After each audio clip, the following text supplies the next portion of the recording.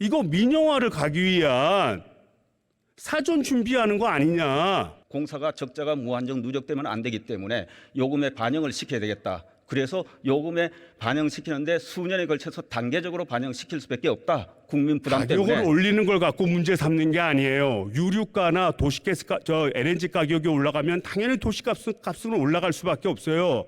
다만 국민들의 생활이 충격을 받지 않도록 연차적으로 서서히 준비해 올라가고 바로 그렇게 하고 있는 그런 겁니다. 적자 부분을 좀 공사가 좀 끌고 안고 있다가 가격이 떨어졌을 때 수익을 내서 메꿔가 나가는 구조를 만들어야 된다는 걸 얘기하는 겁니다. 큰 틀에서는 결국은 이 난방비 폭탄이 생긴 것은 그동안 문재인 정부가 공공성이라든지 사회적 가치를 중시하던 것을 이 경영 효율화 쪽으로 중점을 두다 보니까 급속하게 이 도시가스값이 오른 거 아닙니까? 의원님, 국제 원가가 300~400% 올랐는데 이제 38% 300~400%가 지금만 오른 게 아니에요. 그러니까 과거에 수차례 이런 일이 있었고요. 그런 일이 있을 때마다 정부가 나서서 국민의 민생을 챙겨와서 스무스하게 서서히 올라간 겁니다. 그리고 국민적 동의를 받아왔고 21년에 300% 이상 그래서 국제 가격이 올랐는데 한번더 요금은 한 묻을게요. 번도 조정을 못했습니다. 민영화 할 겁니까 안 할 겁니까? 민영화 안 합니다. 국민의 기초 서비스 네트워크 산업에 진짜 안 할 대해서는 거예요? 민영화 계획이 없다고 제가 지난 국회에도 수차례 말씀드렸고 지금 다시 확인드립니다. 가스공사 그 현 가스공사 사장이 박근혜 정부 시절에 철도 민영화를 했던 그 주체고요. 미디어 오늘 새해 들어서 전기, 가스, 지하철 요금 등 공공요금을 많이 올리고 있습니다. 이거 왜 올리십니까? 원가 상승 요인이 있죠. 있는데 저희들은 늘 공공요금을 결정하면서 원가 상승 요인 부분하고 이것이 또 올리면은 우리 국민들 부담, 민생 가계 부담이 있기 때문에 이 부분을 어떻게 조화시키느냐 이걸 늘 정책적으로 아니 지금 난방비 폭탄이라고 좀 난리 났는데 국민들 고려해서 올린 게 아니죠. 의원님 아까 수없이 문답이 있었습니다마는 국제 가격이 300%, 400% 올랐는데 전적으로 그걸 수입하는 데서 우리나라에서 지금 가스 요금을 40% 올렸습니다. 그리고 과거에 동결기에 이런 걱정이 되기 때문에 가격의 동결기에는 이번에 가스 요금을 올리지를 않았습니다. 사실은. 이 가격의 등락이 지금만 있는 게 아닙니다. 예전에도 엄청나게 가격이 LNG 가격이라든지 석유 가격이 등락이 굉장히 부침이 심했습니다. 그럼에도 불구하고 그 당시 국민들은 가격이 오른다고 느꼈지만 폭탄이라고까지 표현을 하지 않았습니다. 왜 폭탄이라고 표현한다고 생각하십니까? 우리 국민들이 아까도 말씀이 있었지만은 국제 가격이 300%, 400% 오를 때 LNG 가격을 동결을 했습니다. 그리고 이제 2022년까지 그 상승세가 계속 있기 때문에 가스공사의 누적 적자가 도저히 감당할 수 없다. 국제 가격은 계속 오른다. 그 일정 부분 반영시켜야 되겠다. 그게 지난 정부에도 2번 올렸고 그리고 새 정부에도 2번 올린 겁니다. 그런데 전체 이 국제 가격 상승분의 일부만 올렸고 그것도 이번 겨울에는 우리 서민들 부담이 있겠다 해서 이번에는 동결을 했습니다.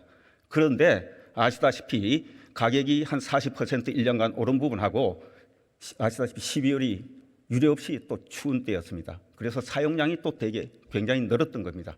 11월 대비 12월에 가스 사용량이 엄청나게 늘었던 겁니다. 그래서 양과 가격이 함께 나타나면서 12월에 사용량이 1월 달 난방 고지서에 우리 국민들 부담으로 나타난 겁니다. 우리나라 같은 경우에 가스공사, 석유공사 외부로부터 자원을 수입하는 경우에 거의 다 공사를 두고 있죠. 네. 공사를 두고 있는 이유는 뭐라고 생각하십니까?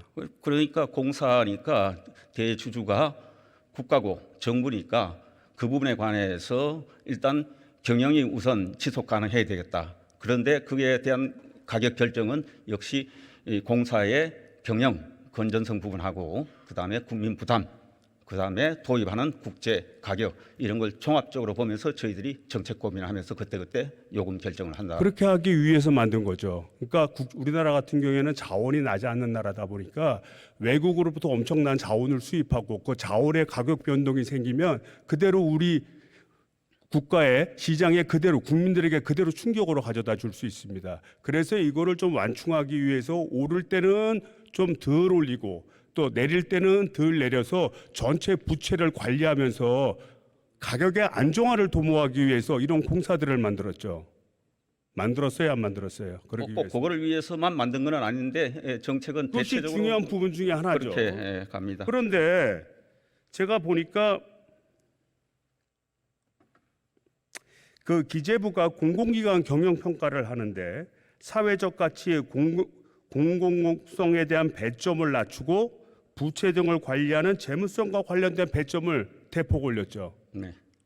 그 얘기는 경영의 효율화, 자금의 효율화를 더 중시 여긴 거 아닙니까? 일반적으로는 공기업은 경영 효율화 그리고 수익을 또 일정 부분 그렇게 그러니까요. 됩니다. 과거의 문재인 정부에서는 이 사회성 공공성을 강조하기 때문에 기름값이나 도시가스, LNG 가격이 오르더라도 좀 덜 올리고 해서 서민 안정에 중심을 뒀는데 지금 윤석열 정부 들어서 갖고 재무성에 대한 평가를 점수를 높이니까 각 공사들이 재무성 안정화를 기하기 위해서 요금을 급격하게 올린 거 아닙니까? 의원님, 불과 한 달 시계를 거꾸로 돌리면은 국회에서 여야 의원님들, 특히 야당 의원님들 왜 가격 안 올리냐고, 왜 전기요금, 가스요금 많이 안 그거는 올리냐고 그분한테 질타하시지 물어보시고요. 않으셨습니까? 이 문제에 대해서 답변을 하세요. 그러니까 답변을 드리는 겁니다. 그건 그분 공공요금을 물어보신 국회의원한테 답변하시고 지금 이런 정책으로 바꿨잖아요. 그러니까 재무성을 공공요금을 중시하는 정책으로. 정부는 공공요금을 그런 원가 요인하고 그다음에 국민 부담 부분하고 그럼 제가 또 이것을 넘어가서 말씀을 조화시키면서 드릴게요. 결정을 그러면 해나가고 있다. 이렇게 재무성을 강조하게 되면 굳이 이 공사를 둘 그런 의미가 좀 약해지는 거 아닙니까? 그 부분과 관련해서는 저희들이 가격 결정과 관련된 부분에서는 저희들이 사회적 가치 부분이 공공기관 평가에 지나치게 지난 정부에서 높게 돼 있기 때문에 일정 부분 비중을 줄인 거지 사회적 가치 부분을 완전히 없앤 게 아니다는 말씀을 드리고, 그리고 지난 정부 5년 동안 공공기관의 방망 겨냥 때문에 전반적으로 상태가 좋지 않아졌다. 그 부분에 관한 경영 효율화를 기하기 위해서 하는 조치다. 이렇게 이해해 주시면 좋겠습니다. 방망 경영이 아니라 국민들의 생활 안정을 위해서 전체적인 부채나 미수금을 관리하는 시스템을 두게 된 거죠. 그 시스템에 두게 된 것을 지금 정부가 들어서서 신자의 자유주의적 성격에 맞추어서 이 경영 효율성의 재무성에 더 중점을 둔 거 아닙니까? 그렇다 그러면 가격 결정과 관련해서는 거의 민간 기업과 같이 움직인다는 거예요.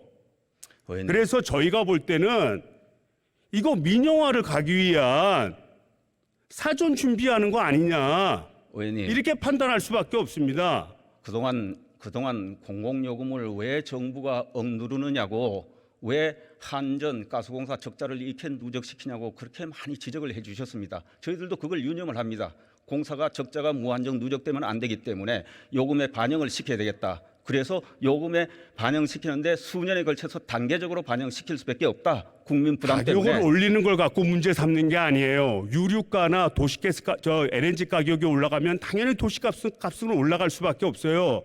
다만 국민들의 생활이 충격을 받지 않도록 연차적으로 서서히 준비해 올라가고 바로 그렇게 또 하고 있는 그런 겁니다. 적자 부분을 좀 공사가 좀 끌고 안고 있다가 가격이 떨어졌을 때 수익을 내서 메꿔가 나가는 구조를 만들어야 된다는 걸 얘기하는 겁니다. 큰 틀에서는 결국은 이 난방비 폭탄이 생긴 것은 그동안 문재인 정부가 공공성이라든지 사회적 가치를 중시하던 것을 이 경영 효율화 쪽으로 중점을 두다 보니까 급속하게 이 도시가스 값이 오른 거 아닙니까? 의원님, 국제 원가가 300~400% 올랐는데 이제 38% 300~400%가 지금만 오른 게 아니에요.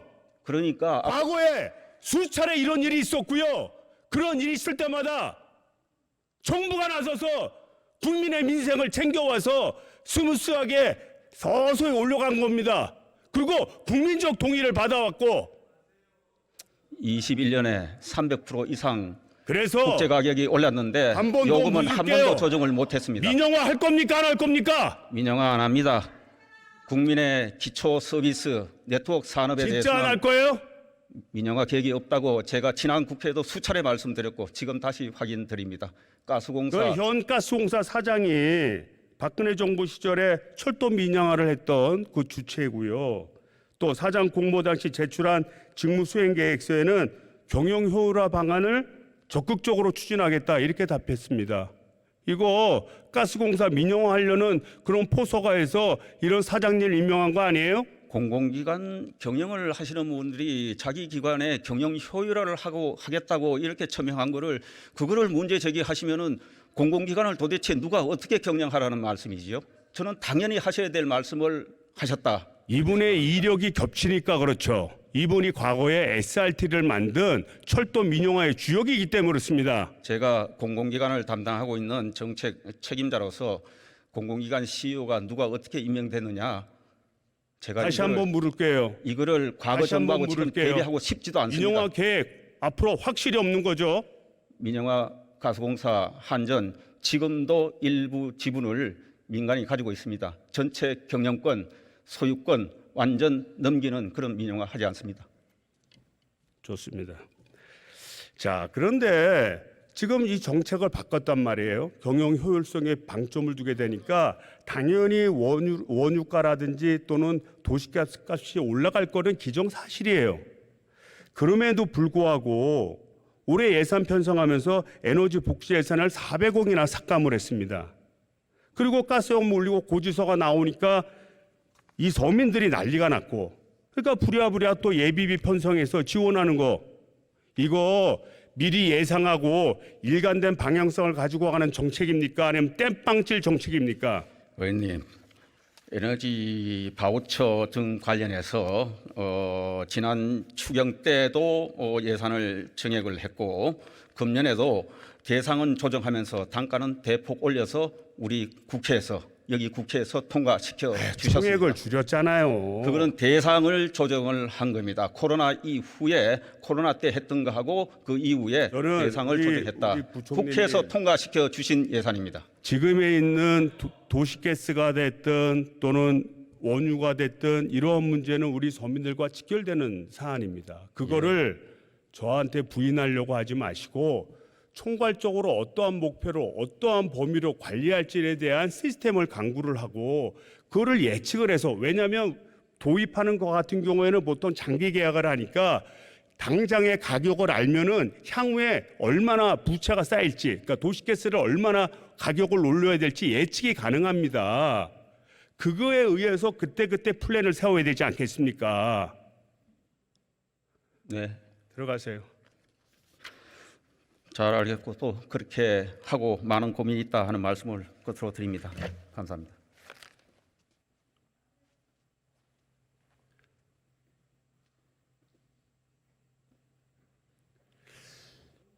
우리 존경하는 국민 여러분, 지금 들으셨겠지만 문재인 정부와 윤석열 정부는 기본적으로 공공요금을 관리하는 시스템에 있어서 다른 시각으로 접근한 겁니다. 그런 접근의 전환 속에서 경영 효율화라는 이름으로 외부의 가격의 변동분을 우리 국내 시장 강력 변동분에 바로 반영하다 보니 지금의 난방비 폭탄 등 각종 포탄이 생긴 하나의 단초가 된 것도 사실입니다. 그리고 더욱더 걱정스러운 것은 글로 간다는 것은 결국은 미정화로 갈 수 있는 우려를 낳고 있는 것도 사실입니다.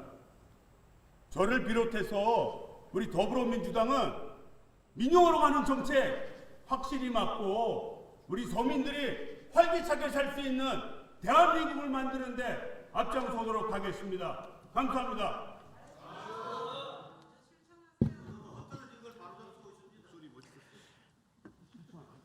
이성만 의원 수고하셨습니다.